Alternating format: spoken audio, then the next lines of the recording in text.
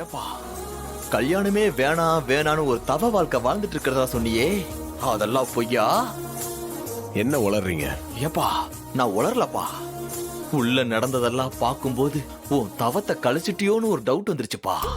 உள்ள என்ன நடந்துச்சு? அட போப்பா, அது எப்படிப்பா என் வாயில சொல்லுவேன்? எனக்கு ஒரே வெக்கமா வருது. ஏங்க, நீங்க வெக்கப்படுற அளவுக்குலாம் அங்க உள்ள எதுவும் நடக்கல.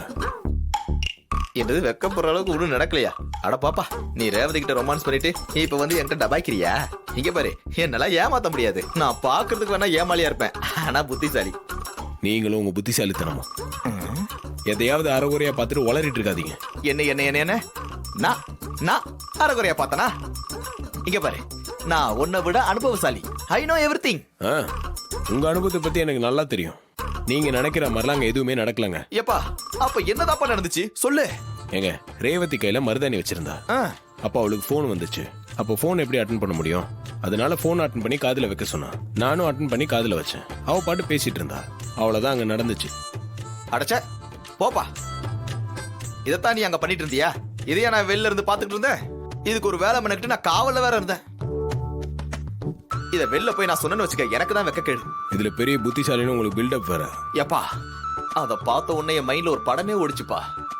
அது ஒரு ரொமான்டிக் மூவி டைரக்டட் பை மயில் வாகனம். என் கற்பனை குதிரையை அப்படியே தட்டி விட்டப்பா. நீ என்னடானா என் கற்பனை குதிரையை சுக்குநூறா உடைச்சிட்டியாப்பா. உங்களுக்கு தான் ஒரு விஷயத்தை சரியா பார்க்கவே தெரியல. இதுல எதுக்கு இந்த கற்பனை எல்லாம்? ஏங்க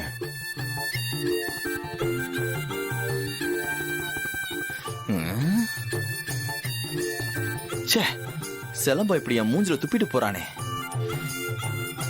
என்ன ஆனாலும் சரி, ரேவதி கழுத்துல கார்த்தி தான் தாலி கட்டணும்.